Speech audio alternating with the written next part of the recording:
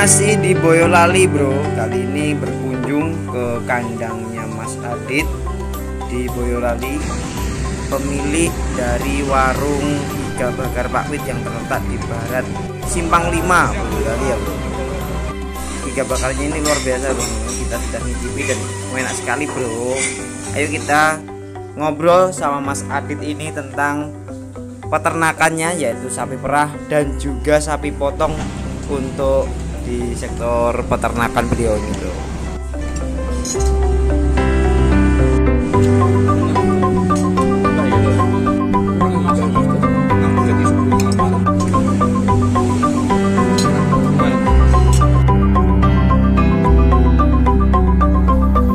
Oke bro, assalamualaikum warahmatullahi wabarakatuh teman-teman. Ketemu lagi di channel Rojokoyo teman-teman. Dan hari ini spesial dan pertama kali saya berkunjung ke Boyolali teman-teman. Dan pertama kali ngonten di kandangnya Mas Adit. Mas Adit. Nah ini saya lihat masih muda nih bro.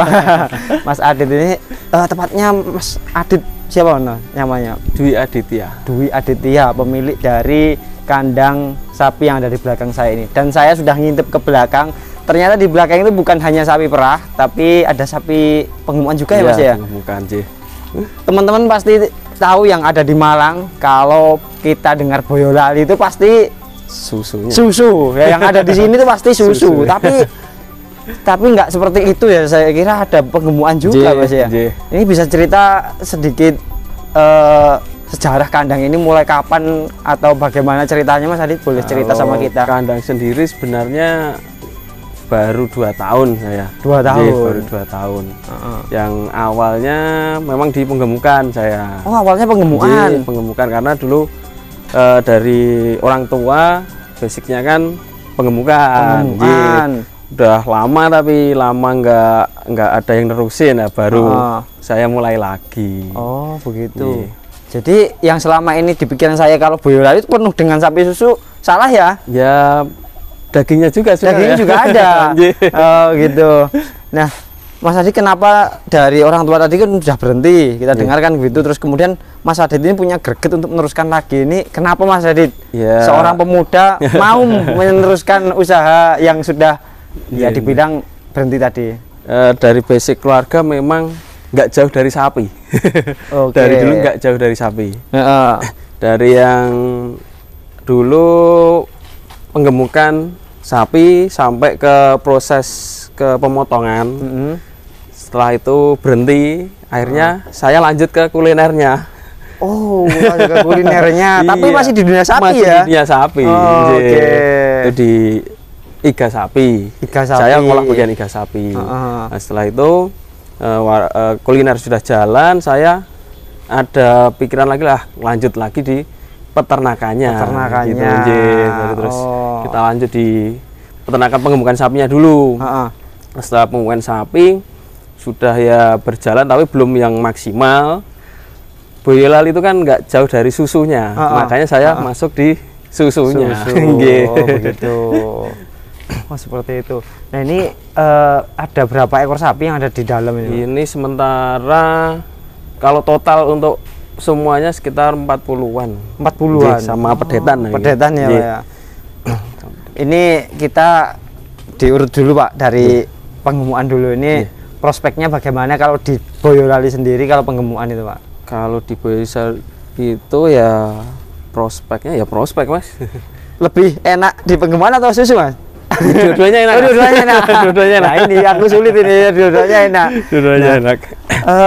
Kalau untuk daging pedagingnya ini Mas, ini biasanya cara perawatan di sini atau cara beternak sapi potongnya boleh sharing sama kita di panjenengan ini bagaimana Mas? Ya kalau untuk perawatan biasa ya Mas, makan, yang jelas kebersihan kandang sama mandi pastinya tentunya. Untuk mandiin sapinya rutin paling lama seminggu sekali lah itu. Sekilas itu aja sih.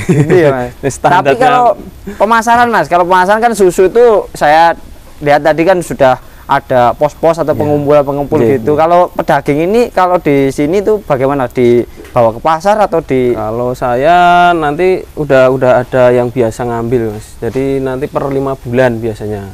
Saya per 5 bulan untuk penggemukan, saya itu diambil sudah ada yang istilahnya nampung lah. Nampung, oh begitu.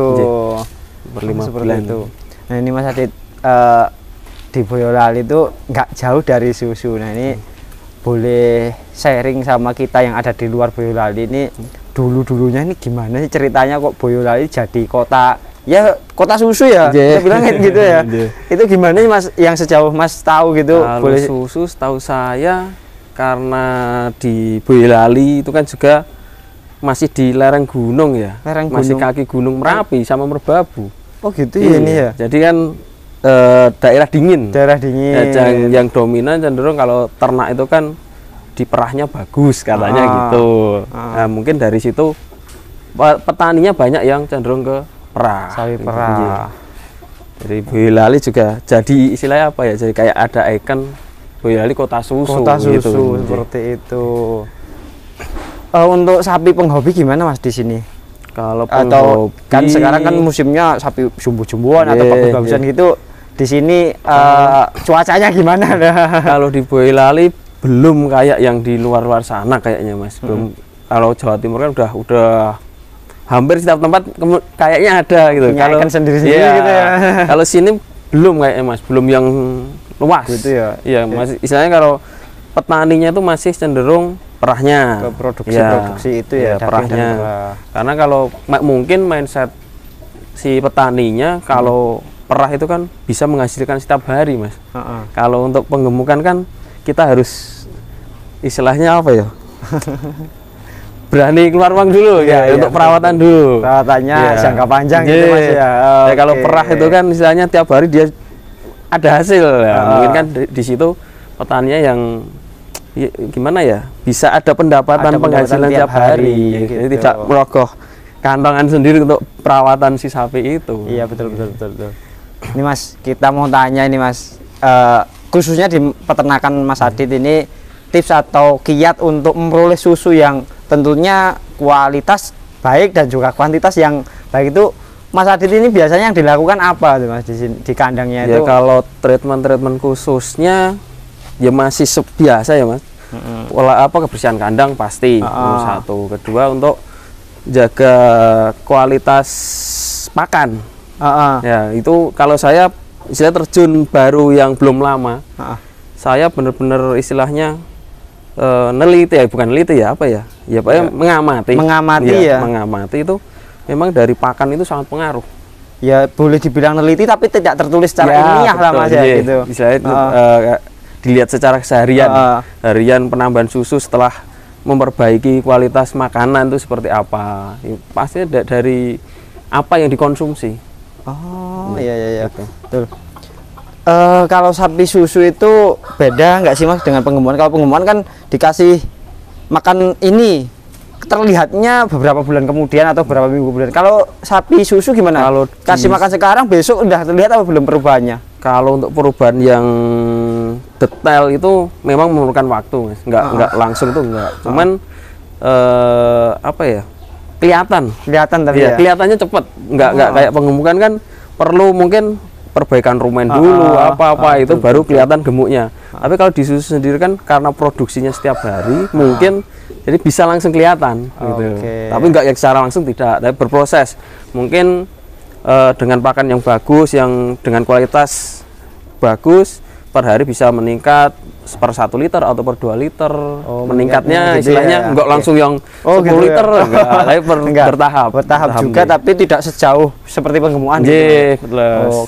Mas, ini saya mau sharing, Mas Adit ini ceritakan kalau yang sapi perah Mas, kalau pagi itu aktivitasnya apa gitu, boleh diceritakan Mas?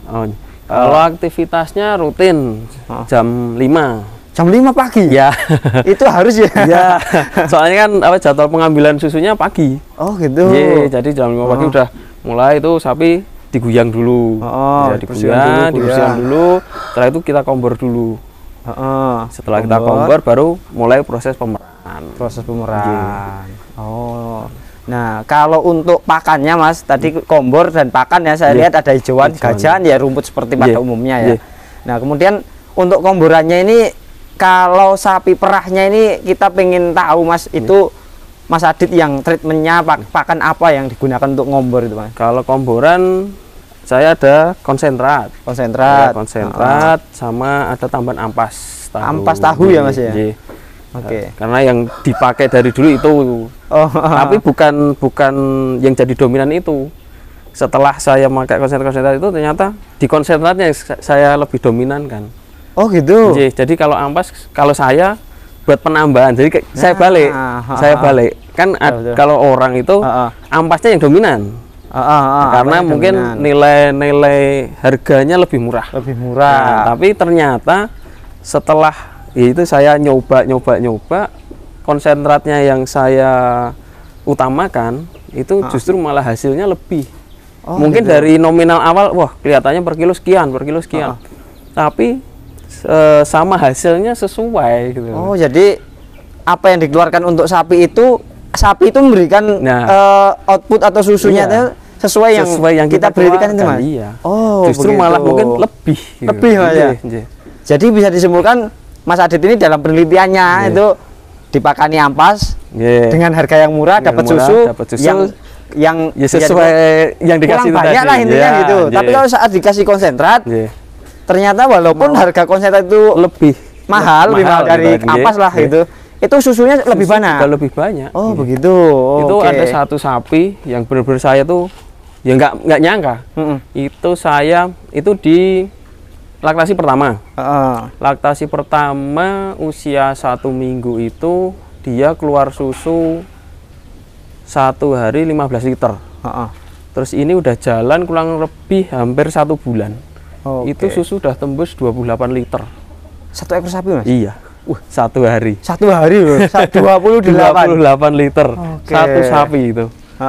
Terus ada sapi kan, saya juga ada istilahnya kalau dibilang orang tuh kayak reject, sapi reject dari perusahaan besar kan itu.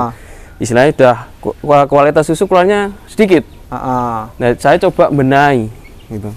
Itu yang di sini datang pertama itu keluarnya 8 liter. Sekarang udah bisa kurang lebih sehari 17 liter. Oke. Jadi bengkel sapi juga ya Pak ya. Oke teman-teman, itu cerita sedikit dari Mas Adit tentang dunia tentang perawatan. Tapi saya ini kan belum masuk teman-teman, belum masuk ke dalamnya. Aku boleh masih masuk keliling sampean temani ceritakan yang di bengkel tadi sapinya seperti apa, penggumpalannya seperti apa. Itu teman-teman, ada satu video lagi saya keliling ke kandang melihat palungannya, melihat kandangnya dan juga sapinya yang dibenahi 8 liter jadi 17 liter tadi. Itu luar biasa, Bro. Ini video saya tutup dulu, Bro. Kita mau masuk dulu, Bro. Oke. Makasih.